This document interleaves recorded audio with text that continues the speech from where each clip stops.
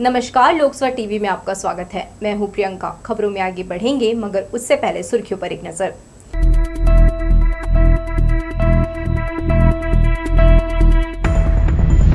Mall की चकाचौंध में चहकी गांव की स्कूली छात्राएं, लोकस्वर की छोटी सी आशा ने बिखेरा मुस्कान। होली नजदीक आते ही सजा नगाड़ों का बाजार, ग्राहकों की पूछ परख शुरू। प्रियंका गांधी के स्लोगन लड़की हूं लड़ सकती हूं को प्रदर्शनकारियों ने बनाया हथियार, सरकार का अल्टीमेटम सोमवार तक। और कानून व्यवस्था को बेहतर बनाने पुलिस अधीक्षक उतरे मैदान में, देर रात तक कराई वाहनों की जांच। तो ये थे सुर्खियां, अब खबरें विस्तार से।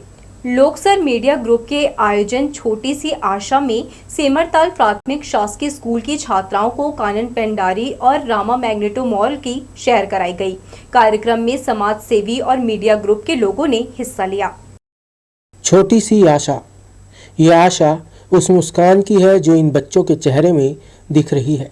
ये आशा उस आत्मविश्वास की है जो इन बच्चों में आपको दिखाई दे रही है। ये आशा उस खुशी की है जो इन बच्चों ने आज महसूस की।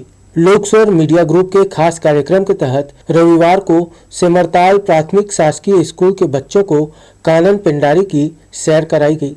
इस दौरान छात्राओं ने कानन में मौजूद तमाम पक्षी और जानवरों का दीदार करने के साथ उनके विषय में जानकारी प्राप्त की। यहाँ के बाद उन्हें रामा मैग्नेटो मॉल घुमाने ले जाया गया। ये पहला मौका था जब बच्चे मॉल की सैर पर निकले थे। यहाँ उन्होंने फूड कोर्ट सहित गेमिंग जोन में मौजूद विभिन्न खेलों का आनंद लिया। हम लोग आज कानन पेंडारी घूमे और हम लोग 7 बजे से निकले हैं अपने घर से।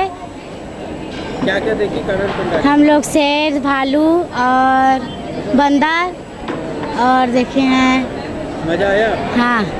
और अभी कहाँ हैं? अभी हम लोग मॉल में हैं। हाँ। मॉल में अभी खाना खाएंगे, फिर अच्छे से घूमेंगे।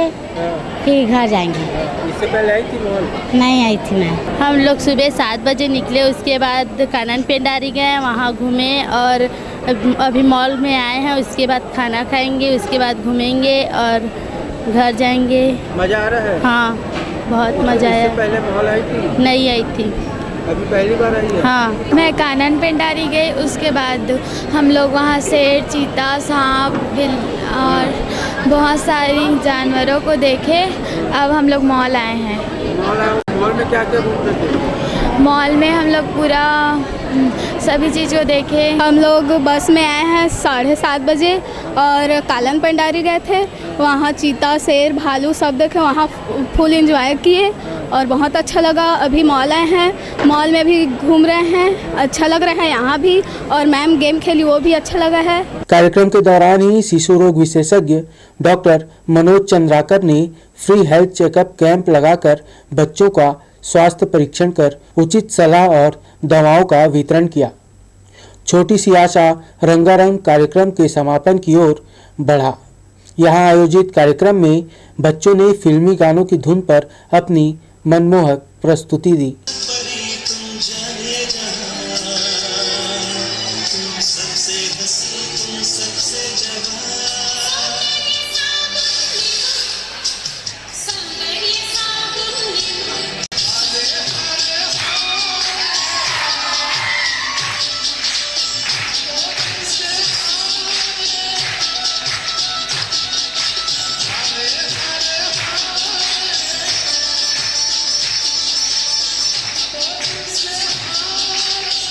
बतौर मुख्य अतिथि शामिल हुई कार्यक्रम में समाजसेवी रितु पांडे, पलक जायसवाल ने कहा कि इस तरह के कार्यक्रमों से बच्चों का आत्मविश्वास बढ़ता है।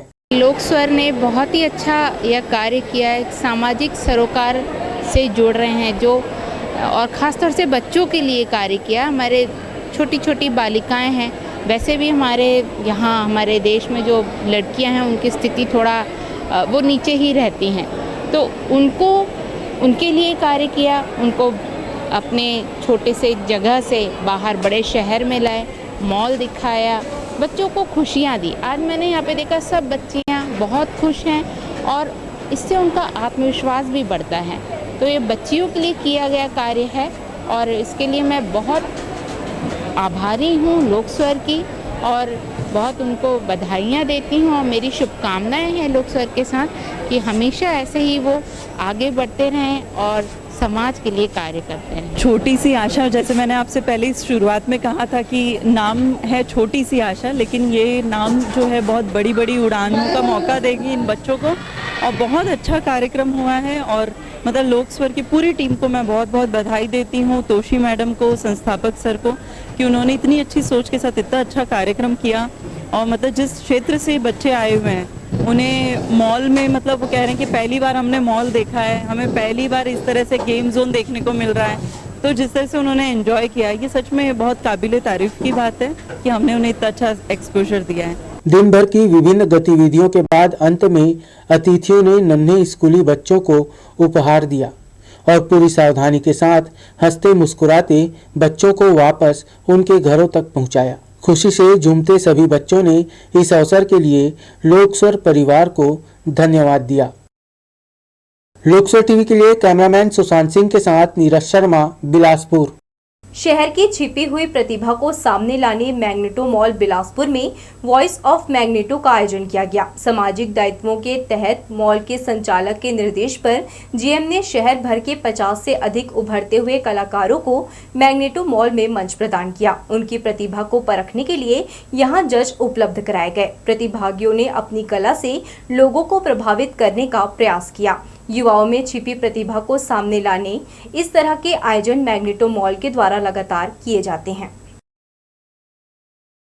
आज मॉल में वॉइस ऑफ मैग्नेटो का कार्यक्रम एक आयोजित किया है, जिसमें जितने भी प्रतिभाशाली सिंगर्स हैं बिलासपुर में, उनका एक प्लेटफॉर्म के जरिए यहाँ पे उनकी प्रतिभा के लिए हमने एक कार्यक्रम आयोजित किया गया है, जिसमें 50 से ज़्यादा सिंगर्स आज पार्टिसिपेट कर रहे हैं और हम चाहते हैं कि इसे रेगुलर बेस पे हम लोग करें, जिससे ज़्यादा से ज़्यादा जो प्रतिभा है बिलासपुर में और वो हम दुनिया तक या भारत तक पहुंचा सकें। इसमें छत्तीसगढ़ लोक सेवा आयोग CGPSC की ओर से सिविल जज के 48 पदों के लिए परीक्षा आयोजित की जा रही है। इसके लिए रविवार को प्रारंभिक परीक्षा ली गई। जिले के अलग अलग 18 शैक्षणिक संस्थानों को परीक्षा केंद्र बनाया गया। यहां 4,457 उम्मीदवार परीक्षा में शामिल हुए। पंजीकृत संख्या के मुकाबले 61.3% उपस्थिति दर्ज हुई। भर्ती प्रक्रिया 3 चरणों में होगी। पहला चरण प्रारंभिक, दूसरा मुख्य परीक्षा और तीसरे चरण में इंटरव्यू होगा। मॉडरेट पेपर था, ज़्यादा टफ भी नहीं था तो ज़्यादा इजी भी नहीं था और तैयारी के हिसाब से बहुत बेस्ट पेपर था। नहीं इतने टाइट नहीं करे, 1-2 तो रहते हैं तो वो तो सभी एग्जाम में रहते हैं, बाकी फिर भी अच्छा पेपर था। ये मेरा फर्स्ट अटेम्प्ट था। इससे पहले MP का ही दिया था। CG का पहला एक्सपीरियंस रहा तो अच्छा था, पेपर बहुत अच्छा था। MP से क्योंकि डिफरेंट है, सिलेबस है तो तैयारी थोड़ी अलग थी। इसमें लोकल एक्ट्स ज़्यादा थे तो लोकल एक्ट्स पढ़ाई ज़्यादा थी। जी, ये मुश्किल तो बहुत है पर फिर भी अगर एक गर्ल्स चाहे तो सब कुछ कर सकती है। कुछ सेक्शन बेस्ड सारे थे क्वेश्चंस, तो काफ़ी अच्छा भी लगा करने में और अनुभव मिला है। सेकंड स्टेप मेंस के लिए है। कोशिश है कि हो जाए तो मेंस में भी आए हम लोग। होली के लिए बाजार सजने लगा है। घरों और गली मोहल्लों में जहां पर्व की तैयारियां चल रही हैं, वहीं शहर में भी नगाड़ों का बाजार लोगों को अपनी ओर खींचने लगा है। शहर के शनिचरी रपटा में नगाड़ों की बिक्री के लिए दुकानें सज गई हैं, जहां लोग खरीदी के लिए पूछ परख शुरू कर चुके हैं।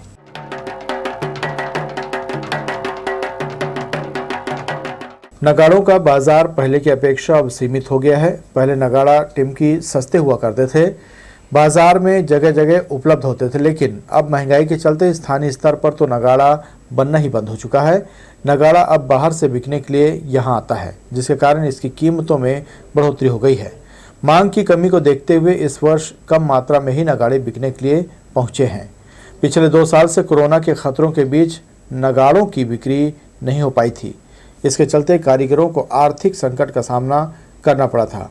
हालांकि इस बार पहले जैसा तो नहीं, पर कारीगरों को अच्छे कारोबार की उम्मीद है। शनिचरी रपटा में नगाड़े सज गए हैं। यहाँ खैरागढ़ से नगाड़े बेचने के लिए कारीगर पहुँच चुके हैं। दरअसल फागुनी गानों के साथ नगाड़ों की थाप के बिना होली पर्व अधूरा है।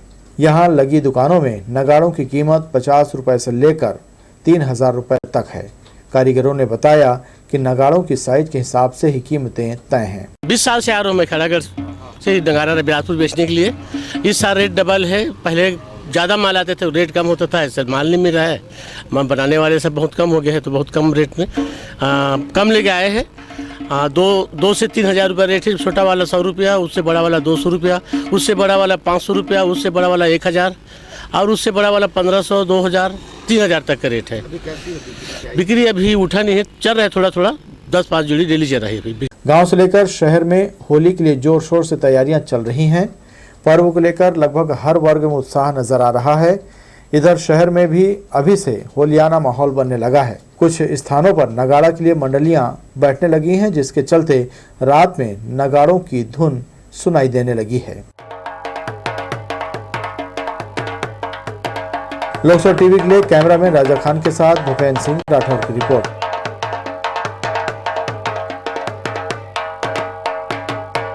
CG7 बटालियन ने एनसीसी कैडेट के लिए बी सर्टिफिकेट परीक्षा का आयोजन रविवार को किया। रक्षा और सेवा क्षेत्र में आगे बढ़ने की चाह रखने वाले 270 युवाओं को कड़ी मेहनत के बाद परीक्षा देने का अवसर मिला है। इस दौरान उच्चाधिकारियों की निगरानी रही। एनसीसी ज्वाइन करने पर लगातार 2 साल की ट्रेनिंग के बाद कैडेट के लिए बी सर्टिफिकेट परीक्षा का आयोजन किया गया। 7 CG बटालियन ने शासकीय जमुना प्रसाद वर्मा कॉलेज में परीक्षा ली, जहां उच्चाधिकारियों की मौजूदगी देखी गई। परीक्षा की मॉनिटरिंग करने पहुंचे कर्नल विनय मल्होत्रा ने बताया 270 योग्य कैडेट्स को इसमें शामिल किया है, जहां से उनके लिए कैरियर का रास्ता खुल जाता है।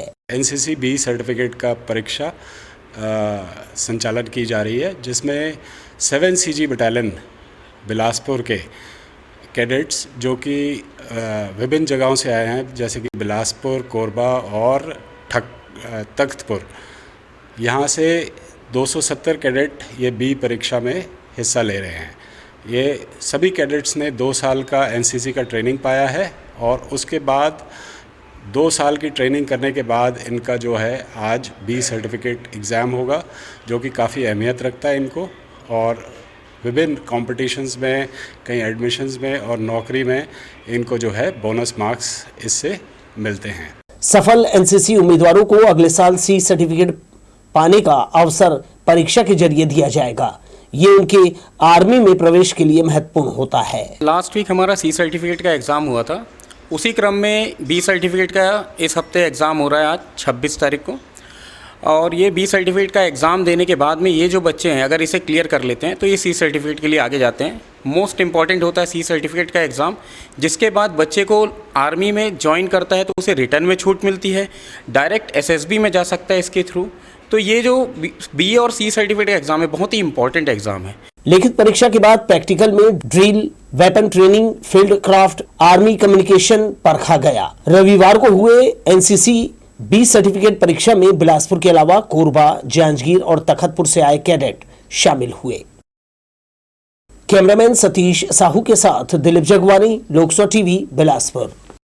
एसपी संतोष कुमार सिंह के निजात अभियान ने बिलासपुर में भी नशे के तस्करों के बीच तहलका मचा कर रख दिया है। कल के भविष्य को आज बर्बाद करने वाले एक तस्करों को जेल की सीखचों में भेजा जा रहा है। सरकंडा पुलिस ने एक बार फिर से कार्यवाही करते हुए 2 गांजा तस्करों को गिरफ्तार किया है। अटल आवास नहरपारा तिगड्डा से मन्नू लहरे और राजकिशोर नगर बजरंगबली मंदिर के सामने तिराहे में ऋषि कपूर को पकड़कर दोनों से 4 किलो 600 ग्राम गांजा बरामद किया गया है। अल्टीमेटम के जवाब में आंगनबाड़ी कार्यकर्ता सहायिका संघ ने केंद्रीय मंत्री स्मृति ईरानी और प्रदेश में महिला एवं बाल विकास मंत्री अनिला भेड़िया के नाम ज्ञापन सौंपा है, जिसमें कहा है, लड़की हूं, लड़ सकती हूं। यूपी चुनाव के दौरान वहां की महिलाओं को यह नारा प्रियंका गांधी ने दिया था। छत्तीसगढ़ सरकार ने काम पर वापस लौटने संघ को 48 घंटे का अल्टीमेटम दिया है, जो सोमवार को खत्म हो जाएगा। उम्मीद तो है कि निर्णय आएगा हम लोगों का, और चुनौती ये है कि अगर अभी भी हमारा ये बात को नहीं सुनते हैं तो हम विधानसभा में भी घेराव करेंगे। और कल हम जिला कार्यक्रम अधिकारी को ज्ञापन सौंपने गए थे स्मृति ईरानी और अनिला भेड़िया के नाम से कि मैं लड़की हूँ, लड़ सकती हूँ। जो प्रियंका गांधी ने उत्तर प्रदेश में चुनाव के समय में जो घोषणा की थी, जो ये बोली थी कि मैं लड़की हूँ, लड़ सकती हूँ, उन्हीं को याद दिलाने के लिए 11,000 रुपये मानदेय देने के लिए बोली थी, वो याद दिलाने के लिए हमने ये कार्य किया। अखबार वितरक संघ पूरे देश में संगठित हो रहा है। पिछले दिनों महाराष्ट्र में हुई बैठक में छत्तीसगढ़ से 5 सदस्य शामिल हुए। राष्ट्रीय संघ की कार्यकारिणी में सदस्य विनोद कुमार सिन्हा ने बताया कि अखबार वितरकों की पीड़ा पर विस्तार से चर्चा की गई। कोरोना काल में सक्रियता के बावजूद उन्हें फ्रंटलाइन वॉरियर्स नहीं माना गया। असंगठित श्रमिक वर्ग की तरह उन्हें भी आर्थिक सामाजिक सहायता दी जाए। बिलासपुर अखबार वितरक संघ ने इस मौके पर विनोद कुमार सिन्हा का सम्मान किया।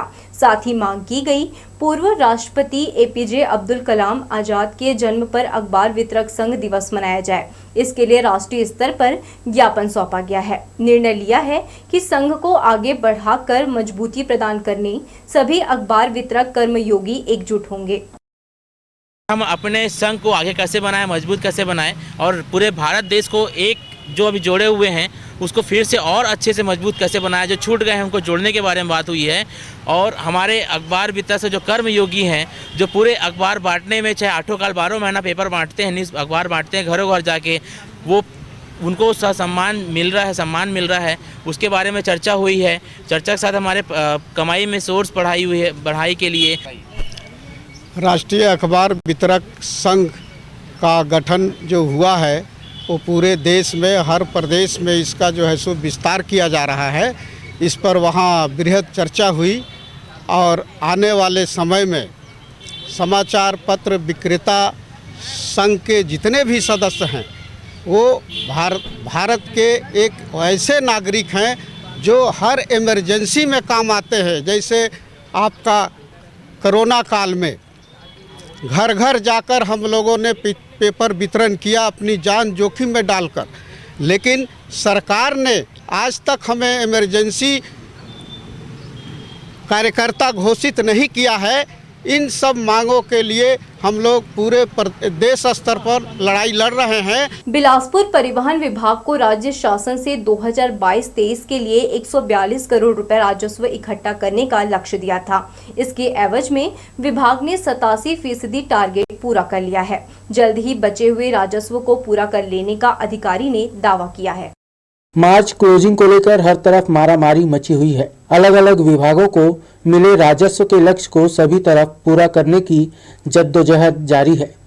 परिवहन विभाग बिलासपुर को भी राज्य शासन ने टारगेट दिया था, जिसके एवज में विभाग ने 87% राजस्व इकट्ठा कर लिया है और जल्द ही बचे हुए टारगेट को पूरा करने का दावा किया जा रहा है। ये वर्ष 2022-23 में शासन से परिवहन कार्यालय बिलासपुर के लिए 142 करोड़ का रेवेन्यू कलेक्शन का लक्ष्य दिया गया था, जिसके विरुद्ध हमने आज पर्यंत 124 करोड़ का रेवेन्यू कलेक्शन किया जा चुका है, जो लगभग लक्ष्य का 87% है।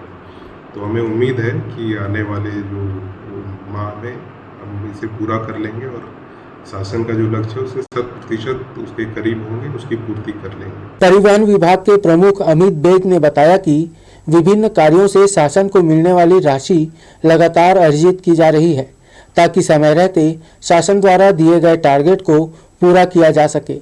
हालांकि अभी पूरे 1 महीने बचे हुए हैं और बचा हुआ लक्ष्य भी उन्होंने पूरा कर लिए जाने का दावा किया है। लोकसभा टीवी के लिए कैमरामैन जयेंद्र गोले के साथ इरशाद अली की रिपोर्ट। बढ़ेंगे हम खबरों की ओर, मगर इससे पहले सुर्खियों पर एक नजर।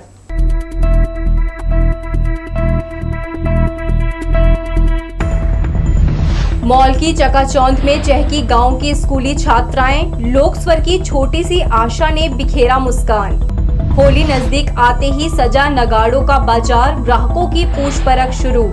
प्रियंका गांधी के स्लोगन लड़की हूं लड़ सकती हूं को प्रदर्शनकारियों ने बनाया हथियार, सरकार का अल्टीमेटम सोमवार तक। और कानून व्यवस्था को बेहतर बनाने पुलिस अधीक्षक उतरे मैदान में, देर रात तक कराई वाहनों की जांच। जिले में शांति व्यवस्था बनाए रखने के लिए पुलिस अधीक्षक संतोष कुमार सिंह के निर्देश पर रात में सघन चेकिंग अभियान चलाया जा रहा है। शराब पीकर वाहन चलाने, मादक पदार्थों की तस्करी के अलावा अन्य आपराधिक गतिविधियों में लिप्त लोगों पर शिकंजा कसा जा रहा है। यातायात और नगर पुलिस की टीम ने संयुक्त कार्रवाई करते हुए देर रात शराब पीकर वाहन चलाने वालों के खिलाफ बड़ी कार्रवाई की है। पुलिस ने कुल 48 लोगों के खिलाफ 185 मोटर व्हीकल एक्ट के तहत कार्रवाई को अंजाम दिया। इस दौरान यातायात पुलिस ने 51 वाहनों को भी जब्त किया है।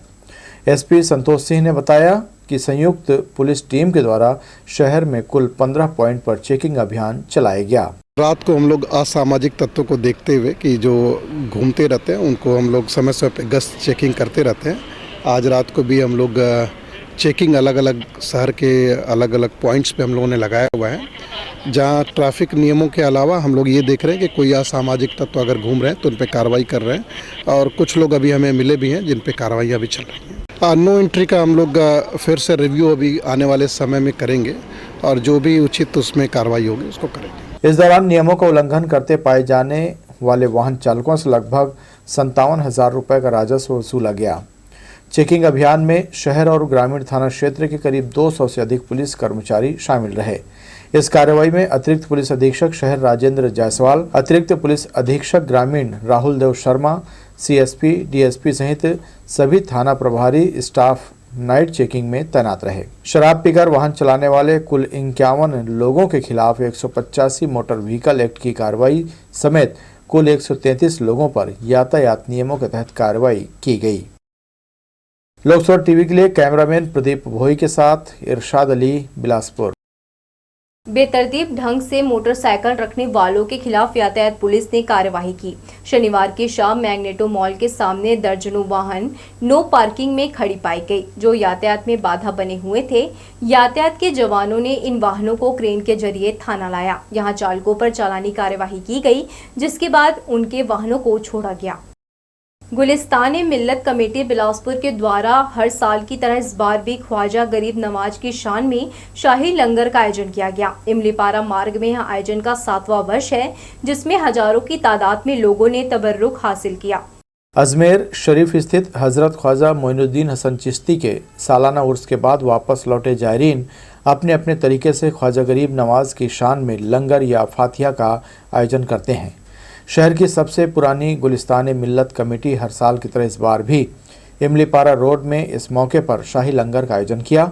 यहां भव्य स्वरूप में लंगर का इंतजाम किया गया था, जिसमें आसपास के तमाम मोहल्लों से हजारों की संख्या में आकर लोगों ने ख्वाजा गरीब नवाज का तबर्रुक हासिल किया। हुजूर ख्वाजा मोइनुद्दीन चिश्ती हसन संजरी की शान में ये लंगर आयोजित किया जाता है।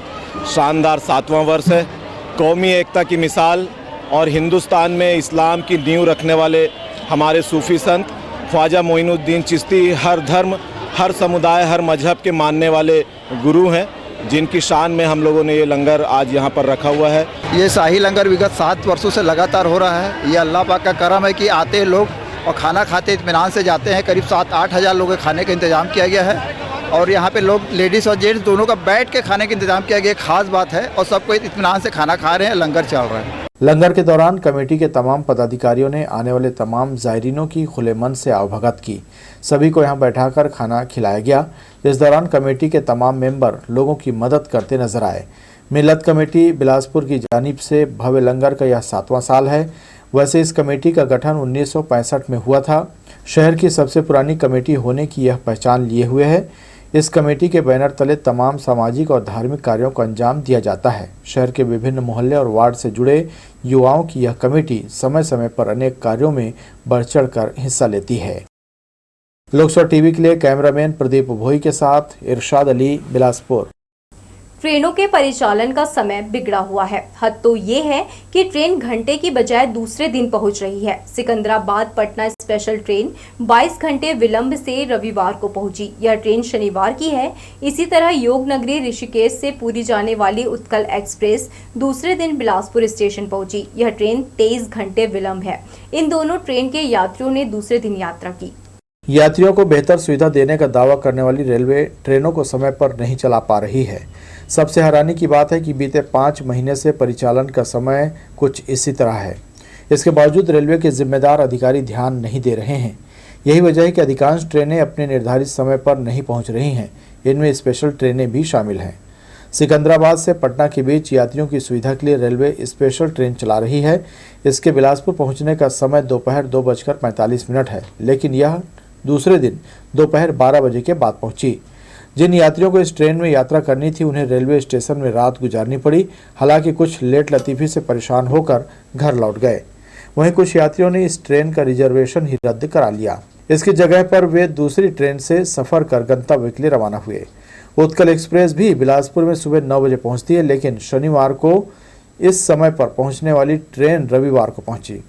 इसी तरह रविवार को पहुंचने वाली उत्कल एक्सप्रेस 10 घंटे विलंब है। इस लेट लतीफ़ी के कारण समय पर रैक उपलब्ध नहीं हो पा रही है, इसलिए ज्ञानेश्वरी सुपर डीलक्स एक्सप्रेस को रद्द कर दिया गया। इस ट्रेन के यात्रियों को भारी दिक्कतों का सामना करना पड़ा। वहीं Yeshwantpur express Bilaspur railway station में 4 घंटे विलंब से पहुंची। इसकी वजह से यात्री भ्रमित भी हुए। कुछ ऐसे भी यात्री थे जिन्हें रविवार की उत्कल एक्सप्रेस में सफ़र करना था, लेकिन वे शनिवार को पहुंचने वाली ट्रेन में ही रवाना हो गए। कुल मिलाकर ट्रेनों की चाल पूरी तरह से गड़बड़ाई हुई है, जिससे यात्रियों को खासी परेशानियों का सामना करना पड़ रहा है। लोकसभा टीवी के लिए कैमरामैन राजा खान के साथ भूपेंद्र सिंह राठौर की रिपोर्ट।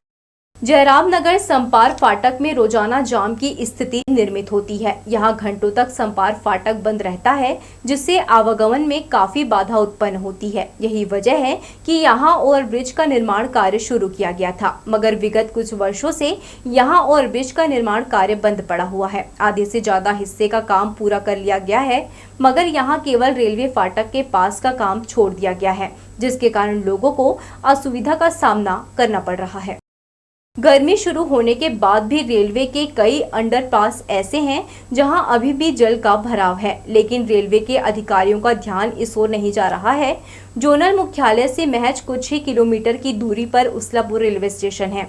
इस स्टेशन के आगे में एक छोटा अंडरपास बनाया गया है, जिसमें इन दिनों पानी नजर आ रहा है। अंडरपास में पानी होने की वजह से इससे आवागमन करने वाले लोगों को ट्रैक पार कर आना जाना करना पड़ रहा है।